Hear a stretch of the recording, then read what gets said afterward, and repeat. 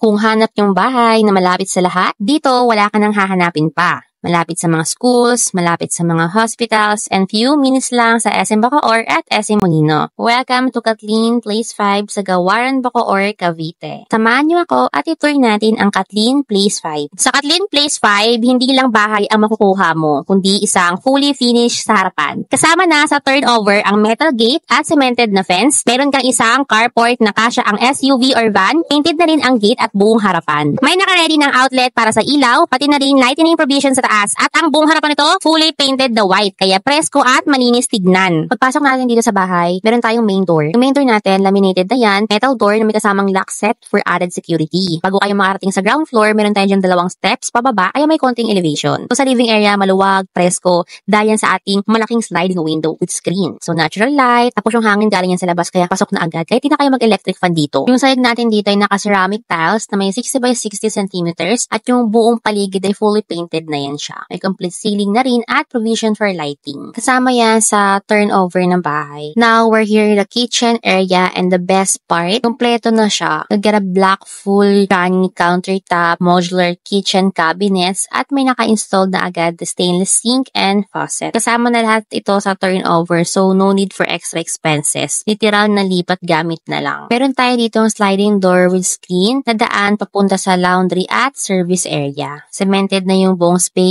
kaya ready na agad gamitin. Hindi talaga tinipid yung gawa. Quality finish mula sa harap hanggang likod ng unit. Complete fixtures na tulad ng shower, sink, at tissue holder. Ito naman ang dining area natin. Maluwag siya at swak sa mga may malalaking pamilya. Kahit maglagay kayo dito ng 8-seater na table set, may space ka pa rin para gumalaw. Perfect for family dinners or meron kayong pagtitipon ng mga family mo. Ito yung living area. Dito pwedeng tumambay ng family or tumanggap ng visitors. Maluwag siya at dito sa ilalim ng hagdan pwede ka dito maglagay ng cabinet para sa mga gamit mo. Pwede rin dito ang TV para hindi kalat at sulit din yung space niya. Honestly, this unit is super sulit. Like I said earlier, complete na yung turnover. From the painted gate, cemented carport, and ready kitchen with granny countertop and cabinets, up to the ground floor toilet and bath na may complete. Now, let's head up to the second floor and you find the 3 bedrooms here, perfect for families, kids, guests, or even home office setup kung work from home ka. May isa rin din tayong common toilet and bath, so lahat ng essentials complete na rin sa taas. Tara, akit tayo. Pag akit mo sa second floor, master bedroom agad yung unang kwarto. Ang laki niya. Pwede kang maglagay ng king size bed at good news, may built-in cabinet na agad to. Kaya, ready for use to talaga. Nakatayos na yung ating sahig, fully painted na rin yung ating kisame at walls, at may lighting provision na tayo dito, so ikaw na lang ang mamimili ng gusto mong ilaw. One of the highlights of the master bedroom is the balcony. It's the perfect spot to chill, have your coffee in the morning, or unwind after a long day. Pwede kang maglagay ng small table and chairs, some plants, or even fairy lights kung mahilig ka sa cozy vibes. It gives you that extra outdoor space without leaving your room. Next naman tayo dito sa ating second bedroom. Katulad ng master bedroom, kompleto na rin ito sa turnover. Meron din tayo dito ang built-in modular cabinet, sliding window with screen para presko at maliwanag. At may provision na rin tayo dito para sa aircon, naka-ceramic tiles na rin ang ating sahig, at may mga outlets na para ready for gadgets or study area. Kasya dito ang double size bed, kaya perfect ito bilang kwarto ng anak mong teenager or kahit guest room kung may bumibisita. Kung may kasama kang kapatid or parent na gusto ng sariling space, sakto ito para sa kanila. Ngayon naman, andito tayo sa third bedroom. Ito yung pinakamaliit sa 3 kwarto. May ceramic tiles na rin ang sahig, modular cabinet na naka-install at provision for aircon kung gusto mong lagyan. May mga electrical outlets na rin, kaya ready na kung gusto mong maglagay ng desk, fan, or ilaw. Kasya rito ang single size bed. Kaya swak ito para sa bunsong anak, house helper, or kahit working from home setup kung kailangan mo ng mini office. May sliding window with screen din yan, tulad ng ibang kwarto. Kaya maliwanag at presko pa rin dito. Dahil lahat ng kwarto ay may bintana, talagang malamig ang hangin dito, lalo na sa hapon o gabi. Ngayon naman, punta tayo sa toilet toilet and bath dito sa second floor. Maayos at kompleto na rin yung turnover nito. May ceramic floor tiles at ang walls ay naka-glaze tiles. Kaya madaling linisin at elegante ang itsura. Naka-install na rin ang ating white bathroom fixtures tulad ng sink, toilet bowl, at shower. May provision na rin tayo for hot water. Kaya kung ikaw gusto mong lagyan ng water heater, ready na yung linya at setup. Sobrang linis, napaka-presko at modern yung dating ng CR na to. Kung gusto mong magkaroon ng bahay na kompleto na sa turnover, malapit sa lahat, at handang lipatan, ito na ang pagkakataon mo. Sa lot area na 60 square meter at usable space na 106